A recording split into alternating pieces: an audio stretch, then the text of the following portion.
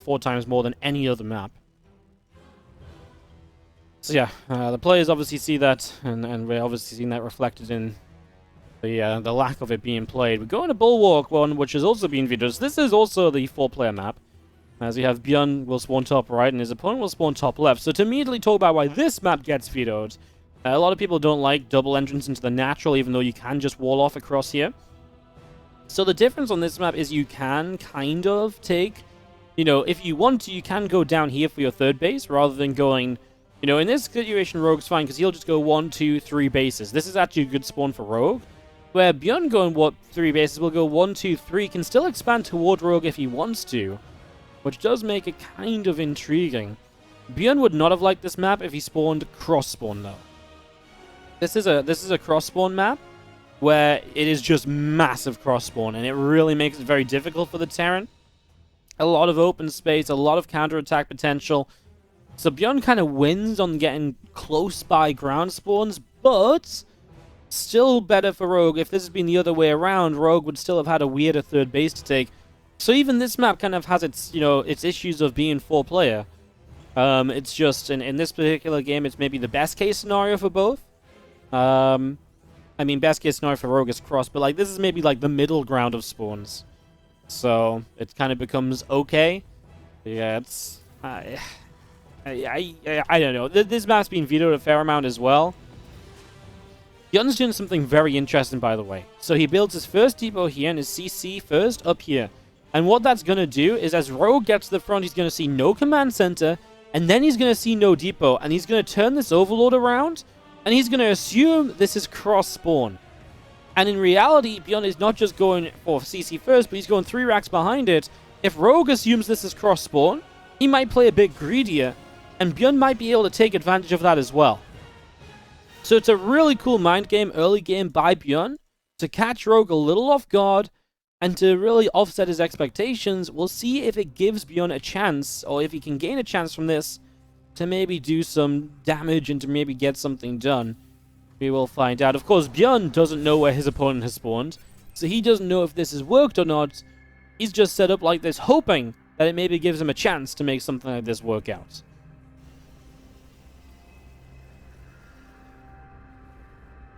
There's going to be seeing a few Marines gathering up on the natural. I was going to start walling off here. Like I say, Rogue's Overlord is so far gone, and this one Ling takes the watchtower. Yeah, and Rogue still just, at this point, he 100% assumes that his opponent's in the bottom right, and that is not fun. Because he has got nothing in position to sort of tell him what his opponent's actually going to be coming from this right side. He will not see any attacks coming. He has 0 scout information. His Overlords are going to be miles out of position. And it's going to be another 10-15 seconds until he realizes there is nothing in this main base as well. So Rogue is not having a good start to the game in the slightest. And yeah, I mean this is a cool way to play around a 4-player map from ByuN's point of view. I mean, this was a cool play from ByuN. This isn't the map. This is Rogue trying to cut corners and not scouting all the way in, and ByuN playing around that. So yeah, I mean this is actually a cool usage of a 4-player map. So this part of it's kind of neat.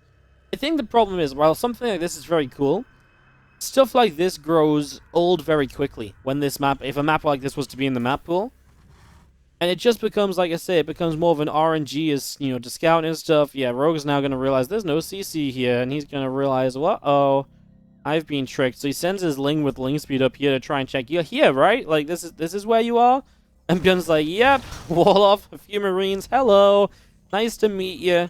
And immediately Rogue is like, well, crap, this is not quite what I expected. I wonder where Rogue takes the 4th base. This base is very easily pushed from the Terran's point of view. You know, you come from here, take a 3rd here, push this 4th, no problems. I guess you go down here, which is not too bad. Expanding a line, it is kind of going to be up that ramp a little. Only one way into this base. The good news is you're expanding way away from the Terran as you take that base as well, though, so that's definitely a positive. As ByuN, by the way, is also trying to figure out for the first time in this game where exactly Rogue is. Realizes he's not over here, and now he's going to start assuming different spawns. This Overlord actually might tell him the wrong info. I think now ByuN's going to assume he's in the bottom right because this Overlord's moving from the bottom right. But the reality is this Overlord's going from the bottom right because it went from the top left, didn't see him here, and then it went bottom right. Yeah, ByuN is realizing a little bit of like, wait a sec, where actually are you? Don't tell me he's going to go running down to the south. No, I think he's... Okay, he's going to send one Marine down there. He sees a link. Okay, he knows his opponent's to the left, it seems. His main army's going left. I was going to say, if you think he's bottom right because of that Overlord and you mind game yourself, that would have been hilarious.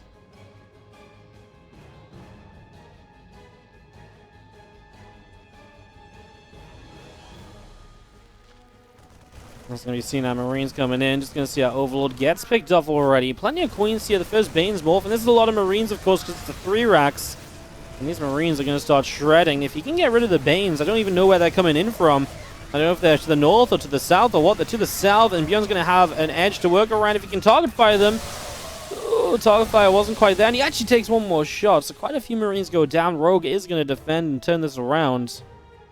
Nicely handled.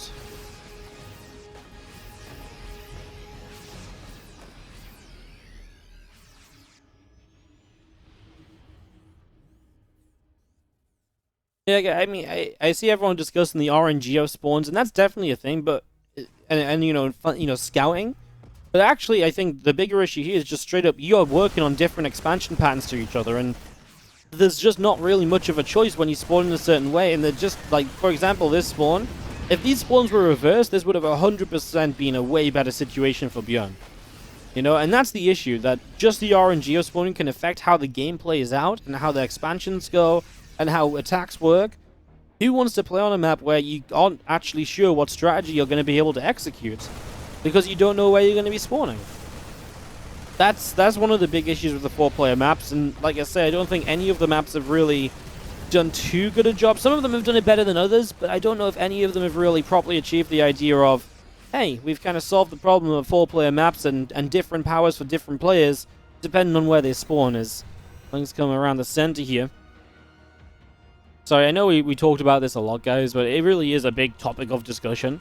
And there is a lot to say about it. I know it feels like I've talked non-stop about it the last few days, but a lot of new people in the chat maybe didn't hear the arguments before, you know, for and against it and all that kind of stuff. So, yeah, just worth repeating every now and again. Just so people kind of know what the issues are and the complications of trying to play 4-player maps and stuff like that. I do like the cooling tower, yeah, the stuff that knocks down to knock the rocks into position. I really did miss that. I think that's something which I was really happy to see on Aqueducts, happy to see it here too. I feel like that's a feature that just was underutilized for a long time. Because I think in the last couple years, it's all been about slow zones and acceleration zones. It's nice to see some of these collapsible towers being used again. I always thought they were a really cool feature of Starcraft.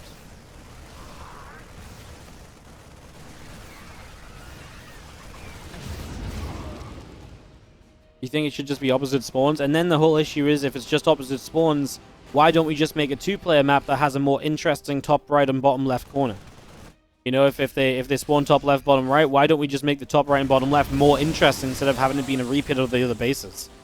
That's the thing. You know, at that point, it's just a worse 2-player map. It's just an uninteresting 2-player map. That's the issue, right? Like, there's kind of like this circle of problems. You know, you find one solution for one of the parts of it, and then it's like, oh, well, you could do this. It's like, well, that defeats the purpose. And it's just kind of this endless circle of, like, trying to figure out how to make a 4-player map reasonable.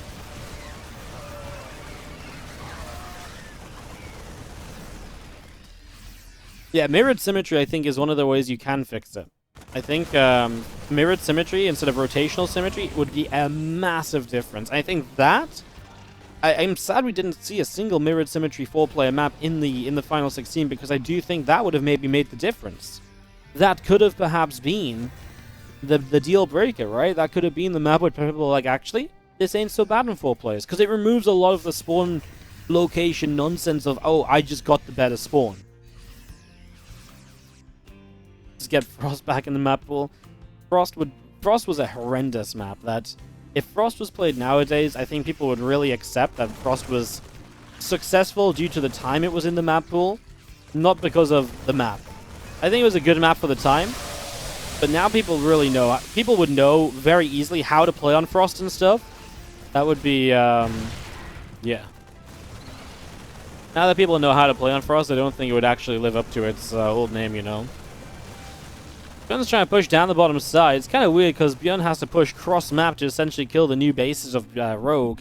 He doesn't really want to push horizontally. So yeah, he's kind of focused on that. Man, he needs to be careful. If these rocks were killed somehow, his tanks would have all been crushed. They die if the rocks fall on them.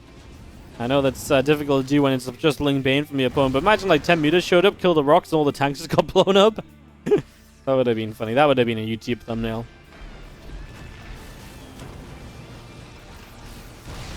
Just gonna see how tanks get siege, and these spores are gonna get taken down. Actually taking some damage. Gonna continue through this. The feelings are gonna go to the upper side of the map as they go running around. Just gonna abuse that burrow. There's been some burrowed Banes here for a long time as well. As Rogue actually ends up losing the bottom left-hand corner, he'll try and re-establish a fourth base in the center, but he is not having a good time. ByuN is being in control. I mean, very impressive that he gets both these bases down here. And that really should open the pathway to ByuN being in just a fantastic position from here on out, really. Tank shots are good and covers a good amount of the Ling Bane there. It takes a good chunk of damage, honestly. This CC is now attempting to expand forward again. Like, this is hilarious. Like, this is what I kind of thought might happen with this map spawn. ByuN's going to take this base because he basically only have to defend this ramp to take it. He's going to have his fourth base next to Rogue's main.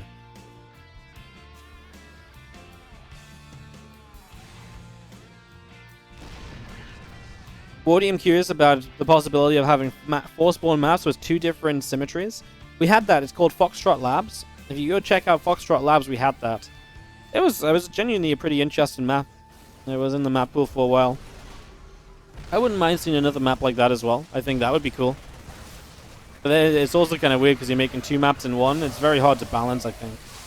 Or to make correctly, but it has been done before. We have seen it. Rogue kind of attacks in here. I don't think he really wants to let this 4th base goes up, because once this 4th base is up, he's going to have this base denied. Then he's got to re-expand back over here where he barely has creep spread and stuff. And we've already seen the power of the drops to the high ground here as well. This map's actually a Terran dream right now. With it being like close spawns, just because if you take this base, high ground here, super powerful. Take this base, high ground here, super powerful. Like, it feels like there's no good 4th base option for Rogue on this map at all. Lurkers are up, and they're going to buy Rogue a bit of time and keep him somewhat alive here, but I don't know if I'm really necessarily feeling it as tanks still press forward. Let's see our Ling's coming through, our Lurkers coming in. They're going to get picked off as well. These couple of Vipers, going to drop a Blinding Cloud down, is just going to be seeing our army of ByuN keeps pushing through, and ByuN just said, nope, these 4 bases are very difficult to take for Zerg, so you're not allowed them. And that's how he wraps up this game on ball. As we dive into game number 2, and the upper right-hand side, let's start off over here with that blue Zerg who's down a game. It is going to be a Rogue. And the bottom left, our red Terran. It is a ByuN.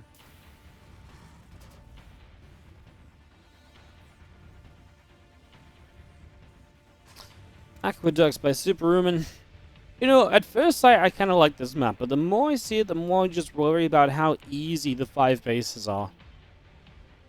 You know, this base is just unattackable, right? This base, very well protected. And this base is just a base with 1 entrance that protects this base as well. So, I do just worry a little bit about how easy it is to macro up on this map. That's my my biggest problem here for Aqueducts. But I think it's actually a pretty solid map. I just wonder if it's a little bit too macro focused, you know? A little bit too much.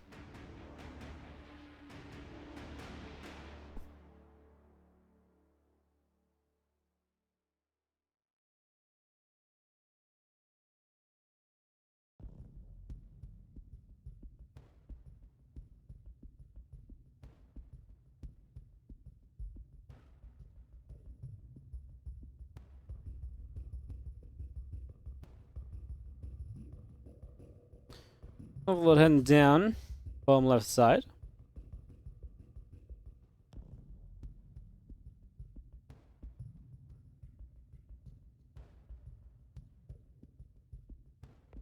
Let's see how it's all set up.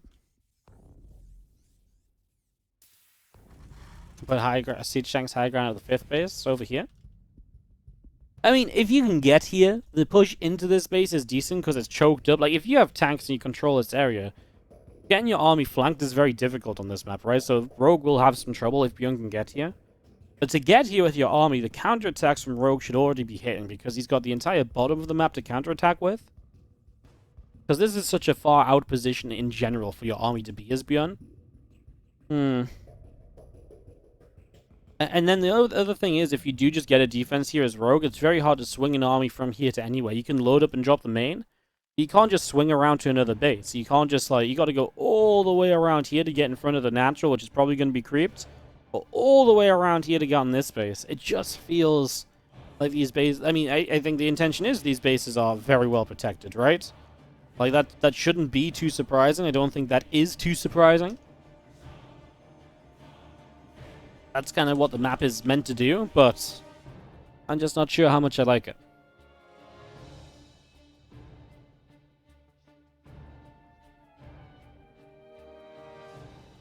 Fusion Core going to be the opening here from ByuN, so we'll see him use the BCs here initially. For mech play, if you push the middle, you can secure that outer base much easier. I actually, like I say, I don't think it's necessarily a bad map. I just think, I'm not sure if I like it being so easy to macro on. I always have, there's some maps which, when you can just kind of get free bases, it doesn't encourage entertaining games. It encourages games where both players expand, and nothing happens for a very long time. And those are the games I could, I wouldn't mind seeing less of.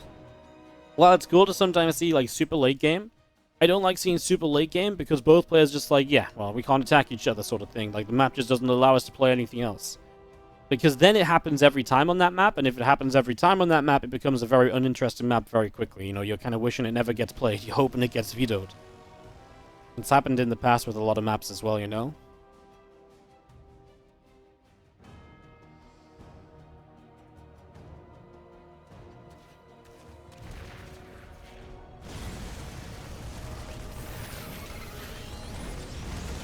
The Hellions is going to go through and get a couple lings as they try and run by for some information. The BC is halfway done. Going to get the armory as well, so we're going to go Hellbats with the battlecruisers. The combination here. See what can be done with this combo. Hellions will continue through the center. Link counterattack once again, though, and already kind of feels like Rogue finding a lot of space on this map to counterattack with, etc. My problem may just be, does he have anything to properly defend a combination of Hellbats and the BC across the map? SCVs can pull here, and eventually these lings will just have to turn away. Okay, it's going to take quite a few SCVs, but they will get the job done. They should never have let this fall. ByuN not repairing enough on the right side. I mean, that just shouldn't happen. Teleport the BC in the main, so it's maybe busy over here, but that's just inexcusable. I mean, you just need an extra SCV to start repairing that, and it never goes down. And now you lose 12 plus workers. That is disastrous. Hellbats walk into the natural. Imagine these lings are doing nothing on the other side of the map, and these Hellbats are running in with zero answer to them around apart from a few queens and a spine. Drones even kind of stuck behind them because the Evo chambers have walled them in as well. 13 drones go down. If he'd only been able to repair that depot, ByuN would have this game, I think. But instead, despite all the damage done with the Hellbats, it's going to be Rogue's GG. Well, that was a game. That was absolutely something. As Rogue ties it up. Alrighty, well, we'll progress through this Korean group as we'll go to the top right-hand side. Of course, I think a win here is pretty big for both these guys as they try to push through into the playoffs. As it stands right now, Rogue is 0-2, actually. So a win here would stop him going 0-3. Yeah, I mean, actually, if you lose this, you're in a really bad position as Rogue. You're going to have to make sure you win against Kieran Hero to have even a chance, but even that might not be enough. Depend a little bit. The Terran players have been playing well on this event, mind you. Here and Inno and ByuN as well. Might have a little bit of a Terran fiesta from the Korean section of this tournament in the playoffs. Alright, well, of course, by the end of today, we'll know what the playoffs look like for Korea. The European playoffs will be decided on Sunday, which is actually when the playoffs play as well. I know, a bit of a schedule nightmare. I don't know what I got myself into that for, but just the way we had to make it happen. As the bottom left is going to be our blue Terran ByuN. We get set up. Yeah, the innovation news is really sad, guys. He says World Team League is probably going to be his last tournament, which is literally this weekend. So World Team League going to be his last event, and yeah, just World Team League his last event. Then he'll be. He says he's going to go to the military, and he will. He's not intending to return when he's done. He says he doesn't think he'll come back to Starcraft 2, which is it's been the first time in a long time that somebody actually says, I don't think I'm coming back to Starcraft, right? I think that pretty much everyone's like, oh yeah, I think I'll try to... Innovation just says, no, I'm not coming back after. I actually kind of hit... I was reading this morning, I was like, damn, that's really sad. Like, Inno's like one of the players I've always cheered for. He's been always a player I've loved to follow, loved to watch. And to like, think that this is it?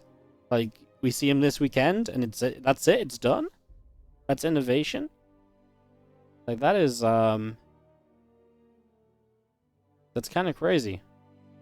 You know, at least sometimes when they leave, you're like, well, they might make a return, you know? So it's like, you might see them again someday.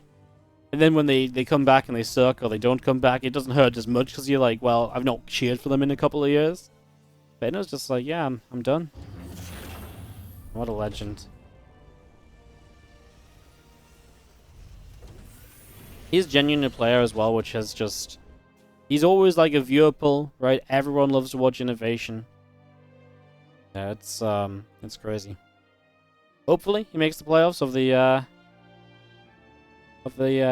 team map of the map contest here. He's in a good position to make playoffs. I think he should make it. Hopefully, he does, and we can see some final games from him on Monday in the playoffs. So yeah. It's genuinely crazy, though, to lose innovation like that. I was not ready for that. I thought innovation was going to go to the military next year. I didn't think he was due to go this year. I don't think he necessarily was. I feel like he might have been able... I think it was like a parting situation where he might be able to delay, but he probably just said, yeah, you know what? I'm just going to do it. You know, he's clearly not playing as much StarCraft right now. I think he was winding down to retire anyway. Anyways. An armory again here as ByuN is going to go for some Hellbats across the map. Get that ready to begin as we're just going to be seeing a few Hellions making their way across. So away we go, pushing to the other side. The Zergling speed is about to be done here from Rogue. And otherwise on the defense, it's just more Queens and a handful of Lings. Currently supply block doesn't really set you up well to defend against this, but let's see. Especially because these Hellions are going to come in the medevac. The others are still back at home as well, so maybe you can actually hold this without too many issues. The units already in the main base as well are going to stop the drop, so not going to be allowed to get those units out easily in the slightest. Okay, not a bad initial defense for Rogue. Definitely sets him up to be in a decent position moving through from this. And in fact, just goes boosting elsewhere. Hey, what's up, Mendo Slay? Thank you so much for the 9-month resub. Welcome back on that Prime.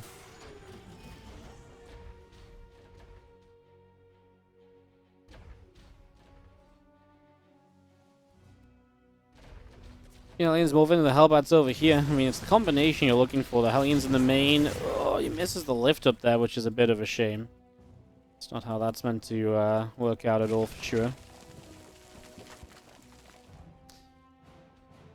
A few Hellbats still on the right side, but yeah, without the other army doing much, it's without the other army doing much, it's kind of difficult for any of these attacks to do anything at all. So ByuN just kind of running into a brick wall at the moment more than anything else, and able to really make any progress.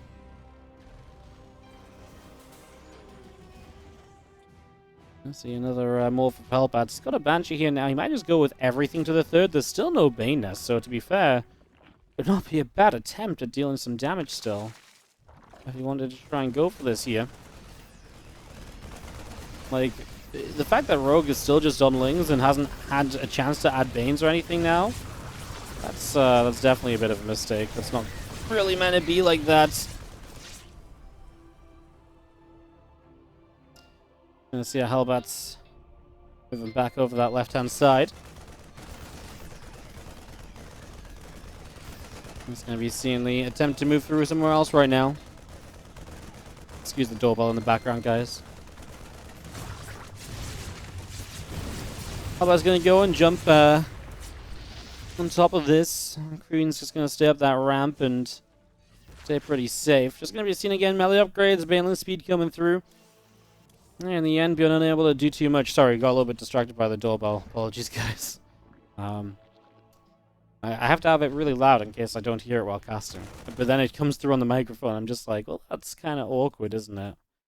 That's kind of a strange little situation.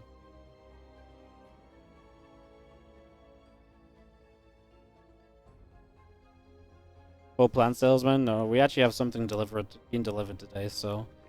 Not weird tree salesman today. It's an improvement. 1-1 upgrades are still coming through from ByuN. That's one of the things that Rogue absolutely got off this opener, an upgrade lead. You don't see it all the time for the Zerg and ZVT, but with the build that ByuN went for without dealing any damage, really, it's not too surprising that he's ended up on that. Medevac's dropping to the top. I mean, these Lings are kind of out in the middle of nowhere as well. So they're not really defending at all. These first few drones have to pull away from this base. I mean, this base is just in trouble. Sim available too. And now these Hellbats are going back in on the right-hand side, so this is where Rogue is going to start taking some damage. Here come the Lings running in. The Medevacs are out of there before it's too much of an issue, but so many Queens die on the right.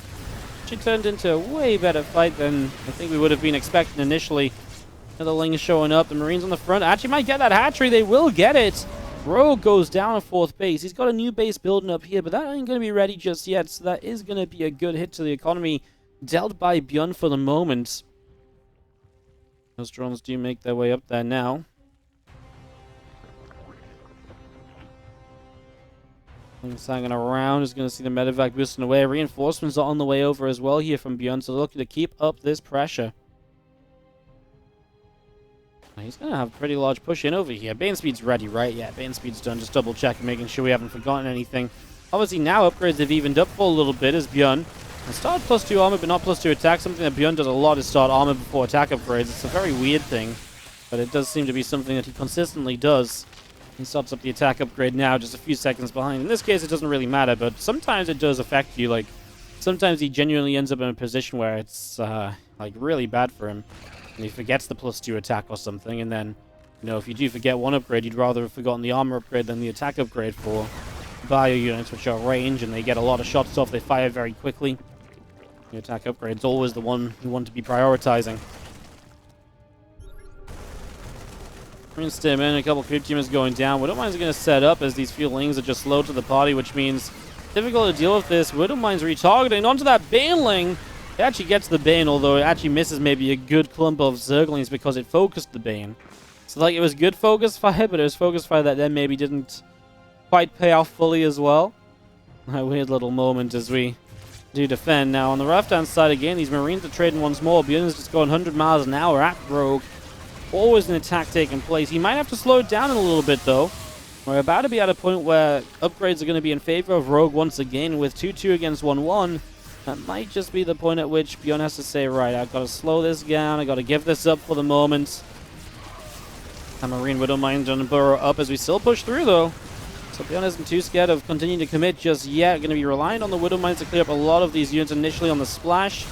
They do okay. I mean, it's always good when they don't hit any units in terms of friendly fire. But they didn't get like massive chunks of units here or anything as well, right? So, yeah, it was alright. Nothing too crazy altogether.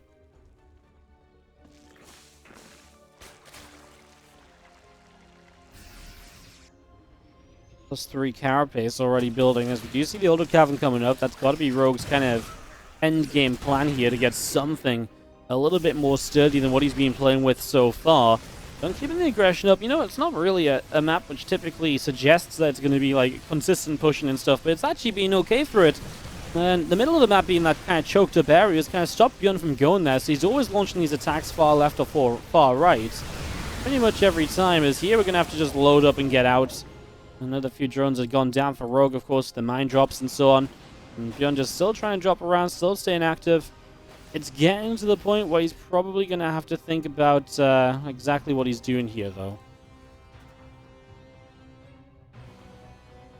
And Bane pulls it back as we do have the rest of the Bioforce up the left-hand side. WardiTV's joined up together as well. On the right side, Bane started to crash on in. The Marine's still pulling away from this. Medevac's pulling back too. On the left, we do see WardiTV's galore. Oh my goodness, what happened over here? It's a bloodbath. Wow, that's something crazy that we just missed while looking elsewhere. But a lot of losses in that moment or so.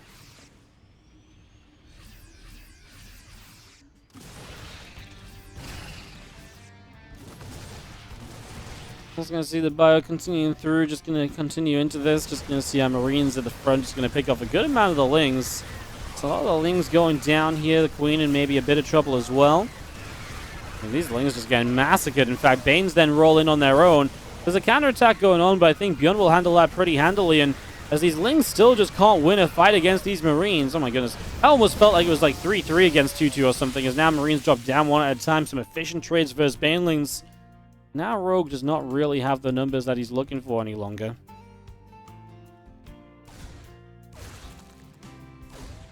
Oh, ByuN just going to make his way through to the top here as...